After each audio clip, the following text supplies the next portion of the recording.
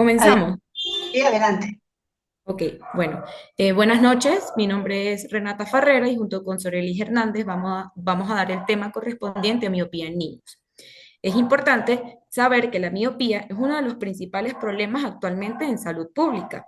Entonces, ocupa el quinto lugar como condición de atención prioritaria. Por eso debemos conocerla y debemos saber cómo tratarla. Eh, Llama la atención que actualmente hemos notado que ha asumido un aumento a nivel global de la cantidad de personas miopes en los últimos tiempos. Entonces, para comenzar, vamos a definir de manera cualitativa y cuantitativa la miopía. Entonces, vamos a empezar con las definiciones cualitativas. La miopía es un error refractivo que resulta del enfoque de los rayos paralelos de luz al eje de la retina, al eje por detrás de la retina cuando la acomodación está relajada.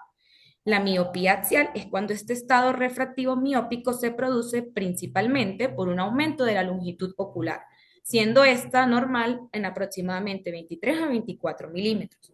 También tenemos la miopía refractiva, que es cuando este estado refractivo se atribuye a un aumento del poder dióptrico de las estructuras, como la córnea y el cristalino.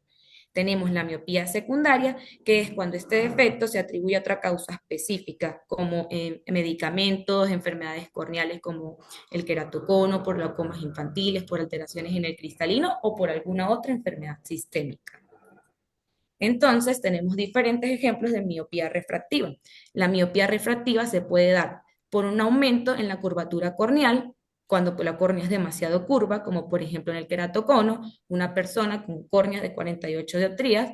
También puede ser por índice de refracción alterado cuando hay cambios a nivel de cristalino, por ejemplo, cuando estamos frente a cataratas nucleares, o también puede ser secundaria o inducida por medicamentos o condiciones temporales, como por ejemplo en la diabetes mal controlada que ocasiona que haya retención de líquidos a nivel del cristalino. Entonces tenemos diferentes causas de miopía refractiva. Tenemos el concepto de miopía patológica o miopía magna, que es cuando la elongación axial es excesiva y está asociada con cambios estructurales del segmento posterior del ojo, es decir, cambios a nivel de fondo de ojo, como puede ser, por ejemplo, el estafiloma posterior, una maculopatía miópica, una miopía alta asociada a neuropatía óptica. Y estos pueden producir un defecto en la agudeza visual. Esto en cuanto a los defectos cualitativos. También es importante conocer el concepto de premiopía, que es ese estado refractivo de un ojo menor o igual a más 0,75 dioptrías y mayor a menos 0,50 dioptrías, en donde la combinación de factores de riesgo, como por ejemplo, este, la edad, el inicio de aparición y otros factores cuantificables proporcionan probabilidad suficiente del desarrollo futuro de miopía y necesita o merece recibir intervenciones preventivas, siendo uno de los factores más importantes la edad de aparición y va a ser importante para determinar la progresión de la misma. Hablando ya de los conceptos o las definiciones cualitativas, entramos en las definiciones cuantitativas de la miopía. La miopía es aquella donde el equivalente esférico del ojo es menor o igual a menos 0,50 dioptrías en cuanto la acomodación está relajada. Hablamos de miopía leve cuando la condición refractiva, el equivalente esférico del ojo es igual o menor a menos 0,50 dioptrías y mayor de menos 6 dioptrías, cuando la acomodación igualmente está relajada. Ya hablamos de miopía alta, cuando el equivalente esférico es menor o igual a menos 6 dioptrías, y de premiopía, como lo dije anteriormente, cuando es mayor de 0, cuando son mayor de 0,75 dioptrías o menor o cuando es en menores de 6 años, más 0,50 cuando es de 7 a 8 años, y más 0,25 cuando nos referimos de 9 a 10 años. Entonces es importante conocer cuál es el mecanismo de miopización del ojo. ¿Qué sucede para que ocurra la miopización del ojo? Hay una serie de señales bioquímicas y de mediadores bioquímicos que regulan el crecimiento ocular y ellos van desde el epitelio pigmentario de la retina, se van metabolizando hasta llegar a nivel de escleral. Entonces, esto cuando se encuentra alterado o cuando hay una alteración en algunos de estos metabolitos, ocasionan que hayan cambios a nivel de la elongación del globo ocular. Uno de los principalmente estudiados es la dopamina. ¿Por qué? Porque se conoce que en los ojos miopes hay una disminución de dopamina, tanto en los receptores como en los metabolitos. Y después vamos a hablar posteriormente de los factores protectores, pero lo menciono para que sepan que la luz natural, que es un factor protector, estimula la liberación de dopamina en la retina. ¿Y qué función cumple la dopamina a nivel de la retina? Regular el crecimiento ocular, regular el flujo sanguíneo coroideo, también influye en el grosor coroideo y en el impacto del tejido escleral, que son diferentes estructuras que me van a ocasionar la miopía o que me van a ayudar a que la miopía progrese, como lo vamos a hablar posteriormente. Pero quiero que quede claro en esta diapositiva que la dopamina es uno de los principales metabolitos estudiados que progresan o que hacen que la miopía aumente. Entonces vamos a hablar de las teorías del crecimiento del globo ocular. Como lo dije anteriormente, la principal o lo que principalmente ocasiona la miopía es la longitud axial, pero también hay otras manifestaciones que pueden ocasionar miopía, como es la potencia óptica del ojo, de la cual les voy a hablar posteriormente. Pero tenemos que saber que el ojo sufre un proceso de emetropización a lo largo de la vida. Los niños nacen generalmente hipermétropes y esto va cambiando a lo largo del tiempo. ¿Qué sucede? ¿Qué tenemos que tener claro? Que este proceso de metropización es mayor en los primeros 18 meses de vida, hasta los 2 años. Por eso, las medidas preventivas, los factores de riesgo, o sea, los factores protectores y los factores de riesgo se deben tomar en cuenta a lo largo de la niñez, pero se debe hacer énfasis en los primeros 2 años de vida, porque es donde el ojo va a sufrir ese con mayor progresión va a aumentar de tamaño y va a sufrir ese proceso de metropización. Va a pasar de ser hipermétrope a ser hemétrope. En los humanos, como les dije anteriormente, exhibe un patrón de crecimiento durante el periodo temprano de desarrollo visual y como lo dije, mide 17 milímetros al nacer, durante el primer año aproximadamente 20 milímetros, se estabiliza a los 5 o 6 años y aumenta solo 1,5 milímetros en la adolescencia. El otro factor o la otra característica que va a determinar la metropía es la potencia óptica del ojo. Entonces, las principales estructuras que van a estar relacionadas con esto va a ser la córnea y el cristalino, que contribuyen a disminuir la hipermetropía en ese primer año de vida. ¿Qué pasa con estas diferentes estructuras? La córnea aumenta su curvatura, el cristalino se adelgaza, se aplana y reduce su potencia óptica, la cámara anterior se profundiza y la posterior se pronuncia, es decir, se estira más por ese alargamiento anteroposterior del ojo. Igualmente la coroides se La adelgaza. M es determinada por el longitud axial y la potencia óptica del ojo. ¿Cómo? ¿Qué? Ah, No, ahí tenía el micrófono abierto, pero ya se lo cerré, tranquila, continúa. ok. Y la esclera que se adelgaza en el polo posterior porque hay una redistribución de este tejido. Esto también me contribuye cuando la esclera se adelgaza, generalmente el adelgazamiento es mayor alrededor del nervio óptico. Por eso esos cambios a nivel de polo posterior son notables alrededor del nervio óptico o del disco óptico, como por ejemplo el cono miópico, porque la esclera se adelgaza. Y todos estos factores van a contribuir, o estos cambios anatómicos de las diferentes estructuras, a, a ocasionar o que la miopía progrese. Como otra teoría del crecimiento del globo ocular, que también es importante mencionar, es la privación de forma. ¿Qué es la privación de forma? Es la alteración del punto focal de la imagen en la retina, es decir, el desenfoque retiniano periférico, ese desenfoque inducido por el cristalino. Esto me va a ocasionar que el ojo crezca de manera normal, pero quiero que quede claro, porque ustedes dirán, ¿por qué el enfoque de la retina periférica? ¿Y por qué si normalmente la imagen se forma antes de la retina? Bueno, porque la imagen se enfoca antes de la retina, pero de la retina central y los rayos periféricos van por detrás de la retina. Entonces el ojo, como es el cerebro, interpreta esto como una señal de que debe elongarse para que los rayos lleguen a la retina. Entonces como un mecanismo, digo yo, como de respuesta del cerebro para tratar de compensar, entonces él busca elongar el ojo para que la imagen llegue a la retina. Entonces es como un mecanismo de defensa, lo vería yo, para entender por qué hay una alteración del punto focal. Y esto es importante entenderlo para poder entender cómo funcionan los lentes como tratamiento, como terapia. Y las ametropías por desenfoque del lente, como lo dije anteriormente, eso se puede ajustar o compensar ese desenfoque artificialmente, ajustando la longitud axial mediante lentes de contacto, de lo cual vamos a hablar posteriormente cuando hablemos de terapéutica.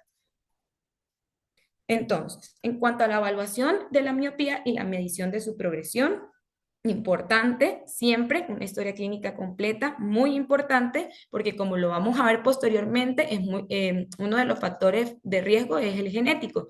Debemos preguntar la edad. Recordemos que uno de los principales factores que me va a dar progresión es la edad de inicio de la miopía, el sexo, la raza, los antecedentes oculares y sistémicos, la historia familiar de miopía. Recordemos que uno de los principales factores de riesgo es el factor genético, la edad de inicio, la historia de la progresión, si ha sido tratada o no, cómo son los hábitos visuales.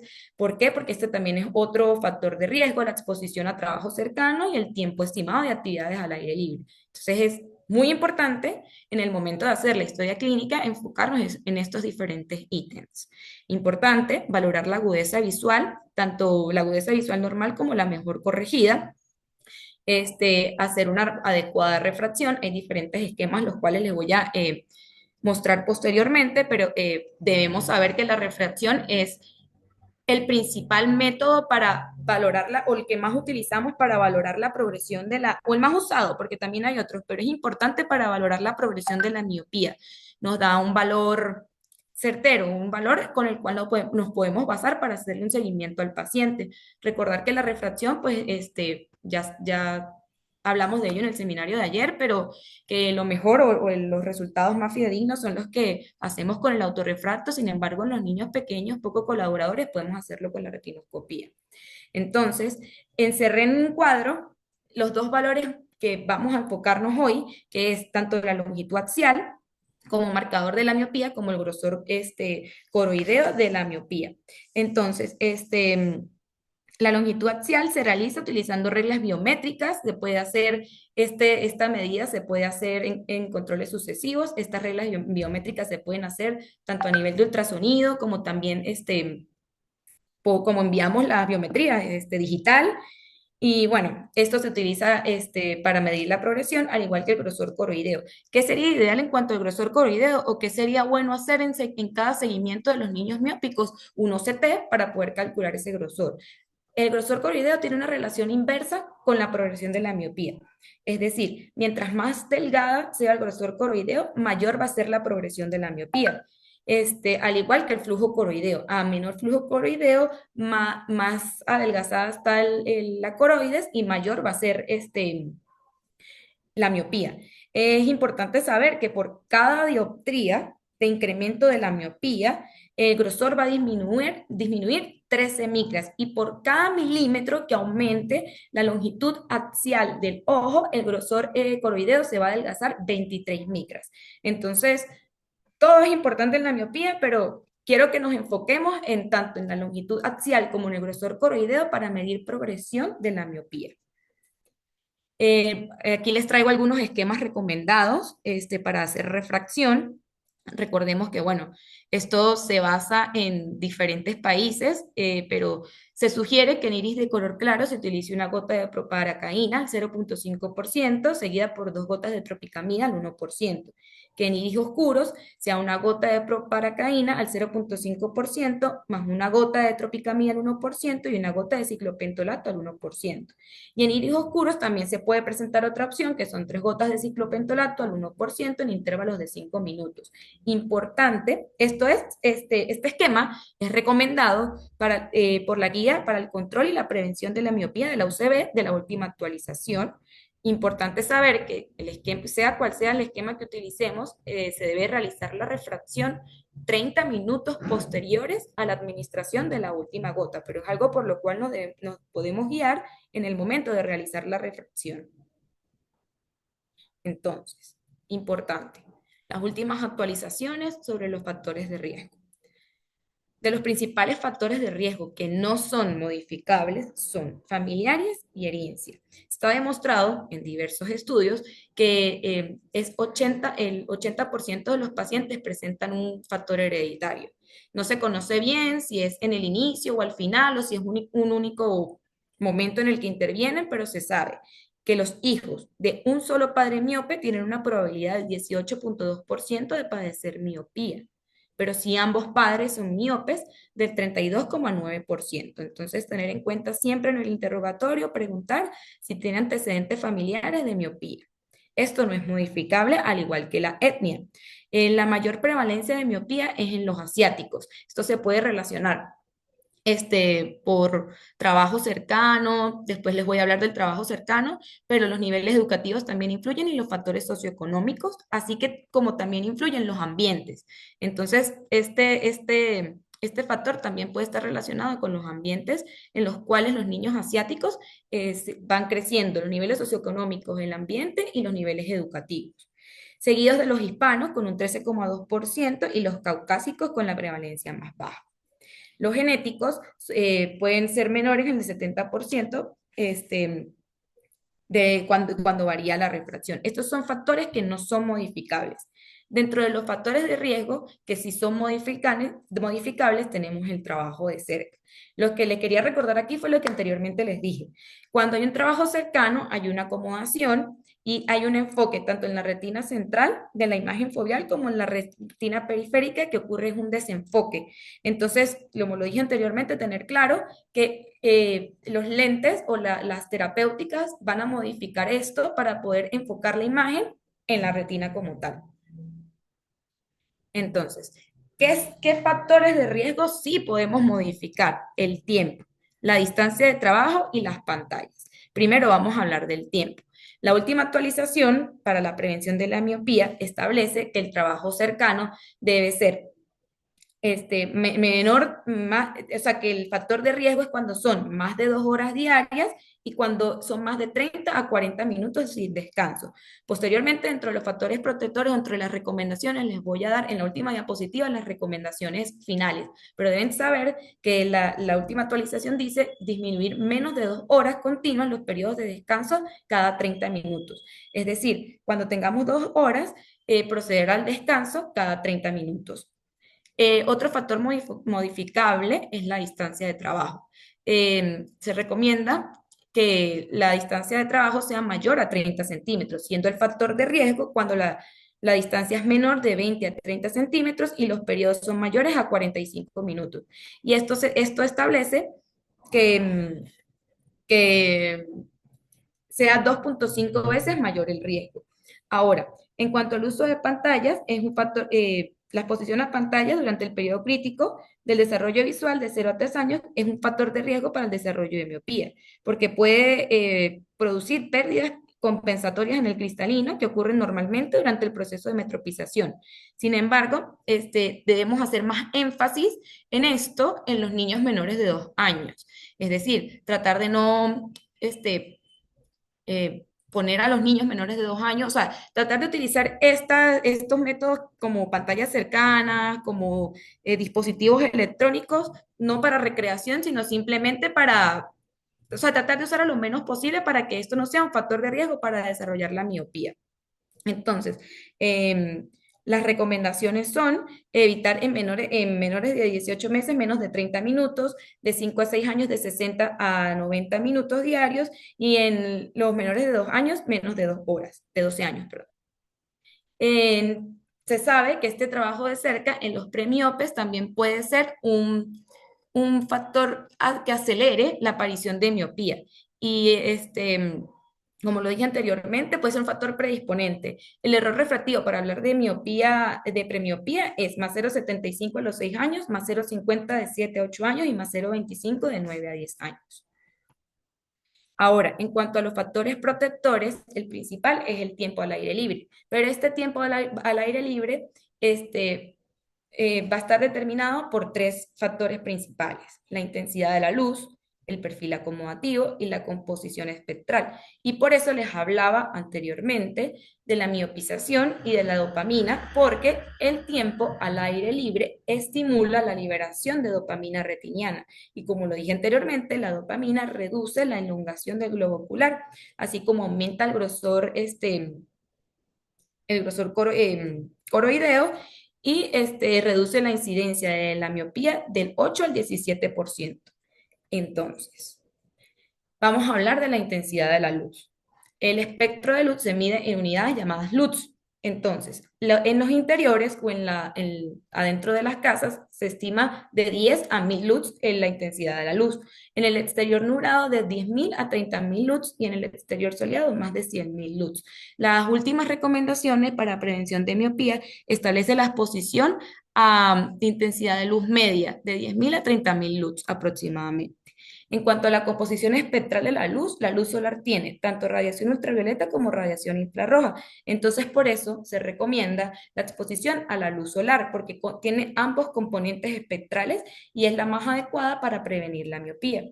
Y en cuanto al perfil acomodativo, mientras los niños pasen más tiempo al aire libre y en actividades extracurriculares, van a tener menos demanda de trabajo cercano y menor variación. Van a tener menos acomodación en objetos cercanos y esto va a estimular tanto la exposición solar como disminuir la acomodación. Les quería dar las recomendaciones finales: reducir el trabajo cercano, menos de 2 horas al día, con descanso cada 20-30 minutos, aumentar la distancia de trabajo a más de 30 centímetros, no exponer a pantallas a menores de 2 años y tener una exposición solar de 40 a 80 minutos al día. Entonces, tenemos un niño miope, el tratamiento, las principales medidas, sea cual sea la condición, va a ser ambiental, factores que podemos cambiar, factores que son modificables, como el trabajo cercano y el tiempo al aire libre. Ahora, para continuar, mi compañera va a seguir con el tratamiento tanto óptico como farmacológico. Bien, entonces cuando hablamos del manejo